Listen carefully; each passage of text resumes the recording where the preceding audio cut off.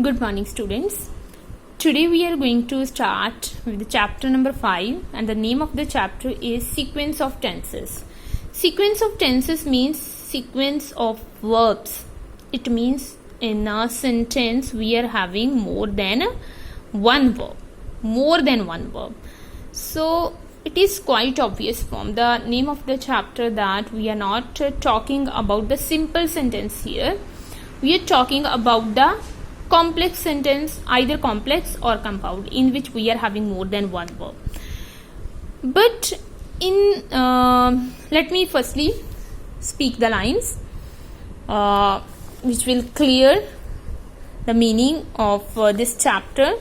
It means we are having a sentence which comprise more than one verb. Obviously, because we are talking about sequence of verbs or tenses, it is obviously that it will be compound or complex sentence. But we are going to talk about principal and subordinate clause. We are going to just clarify. So, in the principal clause, we are having the main verb, main verb or tense. But what will be the verb of the subordinate clause? Subordinate clause means that is under the principal clause, whose meaning is not, the meaning of which clause is not clear in itself. To give a clear meaning, it needs the help of this sentence of the principal clause. But the principal clause is an independent sentence. It has its complete sense. It need not the aid of the subordinate clause, but the subordinate clause needs the aid of a principal clause. So, we are going to learn which verb form or which tense is going to be followed, going to be pursued in the subordinate clause. Which verb we are going to use in the subordinate clauses. So, we are having rules. Rules are set by grammarians. See, first rule. If principal clause is in present or the future tense, if this clause, principal clause, the first clause, that is which clause has its complete meaning. He says that he went to Patna. This clause is explaining the meaning. So that he went to Patna. This sentence is headed with the that. This is a noun phrase. So this clause, noun clause, this clause is not this clause is dependent, not independent. That he went to Patna. Something is missing. What is missing? This principal clause. To combine these two sentences, we will have the complete meaning. But he says. If we have said who is saying this, he says. So answer is clear up to this. But that he went to Patna is not clear. So we need he says or the help of the principal clause to give the complete meaning of this whole sentence or this clause. So we have said in the first rule that if the principal clause is in present or the future tense, first is present, second present, third present, then future. The tense of the verb in the subordinate clause can be past, present, future, or depending on the sense conveyed. So, which verb we are going to use or which tense we are going to use, it depends on the meaning. So, we are having first, he says that he went to Patna. So, here we are talking about past. That's why we have used a second form of the verb.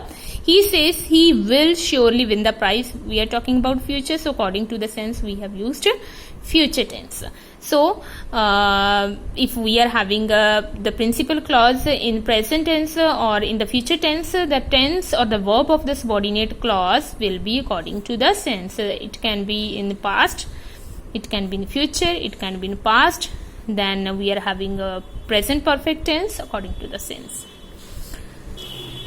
Note, whenever a subordinate clause expresses a purpose, condition or time, subordinate clause expresses purpose, condition a time, the verb is always in present tense, even if the verb is in the principal clause is in the present or future. But we are having one exception. For example, if the subordinate clause is either showing purpose, so that why he is doing this work, so that the purpose is that he may escape imprisonment. So purpose is told in the subordinate clause. So we have given may escape imprisonment. We have given present tense, not may, not will, not might. Simply may escape means present tense we have used. We can excuse you if is the condition. If condition is given, if purpose is given, condition is given. So the tense of the subordinate clause starts after it, after the conjunction. So we have written there present tense. You promise. We have written present, simple present tense. We will leave when the meeting is over. Time is being indicated with the adverb when. So with it is starting with when. So we are having a adverb clause. So when we are given time, we are using a simple present tense in the subordinate clause. In this, I have given some more sentences. See the first sentence. He says that he always speaks truth. He says that. We are having a present tense in the principal clause and present tense in the subordinate clause. Present tense in the principal clause, future tense according to the sense. As I have earlier told you, he says that he will go there. In the future, he has made his plan. He says that he did not accept my proposal to perform the task. He says that he did not. We have used past. It depends on the situation, depends on the meaning. That he did not accept my proposal to perform the task. So we have used the tenses according to the sense in these sentences. Second point. The past tense in the principal clause must be followed by the tense of the past time. If we are given past tense in the principal clause, this is must that the following subordinate clause must have past tense. He said that he had finished the work. I haven't used he finished the work. He will finish the work. He told me he had finished. So mark, we have used simple present, present perfect. So according to the formula. So but only exception that, only important thing to notice that if we are given past tense in the principal clause, we are going to use past tense in the subordinate clause also. So I have written more few examples more with the help of direct and indirect speech. I hope you can understand it fairly well. He told me that he had done his duty honestly. He told me that he had done his duty honestly. Past tense in subordinate clause. One more criteria to understand is the direct and indirect speech that I have used. He said, I have finished the work.